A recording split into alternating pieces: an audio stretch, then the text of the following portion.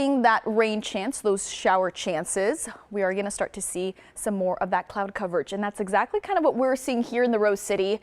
Partly sunny skies at 55 degrees. Last check out at PDX. Quick look at your current temperatures right now. 53 degrees down in Sherwood, 52 for West Lynn, 51 for Happy Valley. Taking more of a wide look here. We're in the 40s for Hood River, the upper 40s for the Dalles at this very hour. So looking at your day planner, Portland, right about noon, we are expecting to see some sun breaks, so enjoy it while you can. 65 degrees by then, 70 degrees, cloudy conditions by 5 o'clock with that sunset at 8:01. And hey, like I said, warmer temperatures are ahead. Summer-like temperatures are actually right around the corner. We'll talk about how warm coming up. All right, thanks, Stacey. Hey, we got a quick traffic alert for you. There's an emergency road closure that could impact anyone trying to get to Multnomah Falls over the next 2 weeks. Part of the historic Columbia River Highway is closed between East Multnomah Falls and Waukena Creek Falls.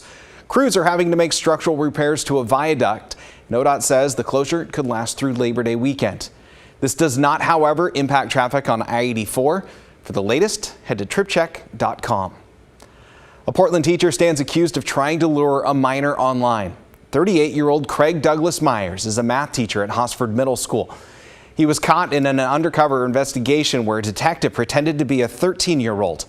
The conversations, police say, were sexual in nature, and they're worried he could have had inappropriate contact with other children. This suspect that we arrested today teaches 13-year-olds on a regular basis.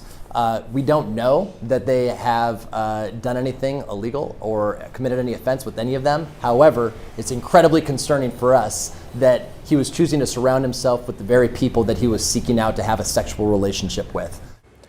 Douglas Myers is on paid leave from the district and will be in court on Monday. The Beaverton School District is now being sued over the alleged actions of a former football coach. Jamal Jones is accused of slapping players awake in an overnight camp this summer. The parents of a 17-year-old filed the suit accusing the district of negligence.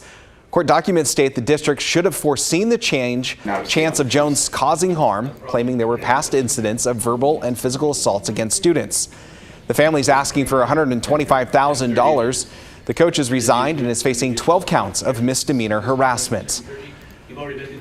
More police are coming to Portland's Oldtown neighborhood in an effort to address livability and security concerns there. Blair Best visited the area on Friday. A warning, though, this story does include imagery of public drug use.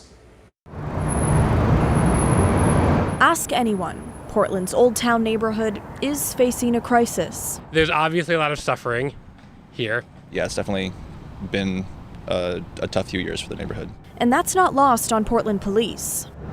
Starting next month, the Bureau will set up a mobile office by Northwest 3rd and Davis and leave a parked police vehicle near the Chinese Garden, all part of Mayor Ted Wheeler's new plan to increase safety and livability in Oldtown. I think it's great.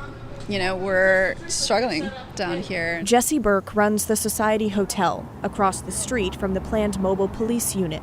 There are a lot of things that need to happen down here. One of them is that we need a sense that laws are enforced. Others aren't so sure more officers are the answer.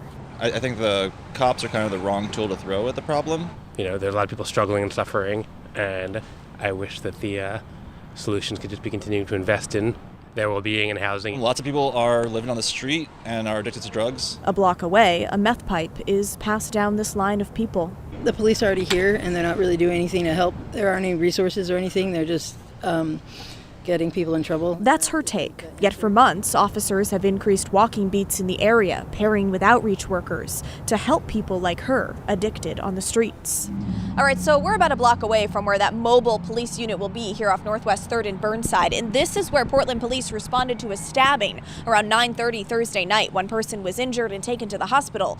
Just another example of safety concerns in Oldtown. I think it's horrifying, and I'm not surprised at all. Because she's been hurt on the streets before. Because I've been abused sexually so bad, and that is no fun for anybody.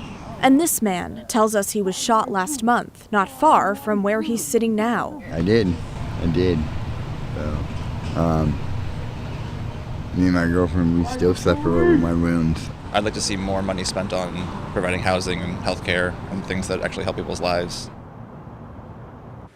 Many in the Oldtown community point to the addiction crisis as a major underlying issue. The increased police presence there comes at the same time possession of drugs will be a crime in Oregon once again. Police will also be enforcing that come September 1st, and the city will meet with the Oldtown community about twice a month to talk safety. A new program is aimed at giving domestic violence survivors a better shot of getting out of an abusive situation. New funding means the state of Oregon will be able to offer up to $3,200 in temporary assistance to families and pregnant women to help them relocate. According to a 2023 report from the Secretary of State, over a third of adults in Oregon experience domestic violence in their lives. Though supporters are thrilled with the funds, some say more needs to be done to make the access to program more inclusive. Black African American survivors and LGBTQ plus survivors are overrepresented in the pool of folks who have experienced domestic violence and underrepresented when it comes to resources available that are culturally specific and they're there just for them. We have our teams ready with culturally appropriate resources, whether it be language services or what have you. Survivors who do receive help will be paid out over the course of 90 days. There are resources available now for anyone who may be in danger. You can call the number on your screen at the National Domestic Violence Hotline, 800-799-7233. You can also text 88788. Of course, if it's an emergency, you can always call 911. Portland will be at the center of a major legal battle next week. Monday, an Oregon federal court judge will hear evidence involving the proposed merger between Fred Meyer owner Kroger and Safeway owner Albertsons. The FTC is seeking a preliminary injunction to halt the merger from happening before it can complete its internal review of the deal. The challenge has been backed by the state of Oregon, as well as Oregon Senator Ron Wyden and Washington Representative Pramila Jayapal.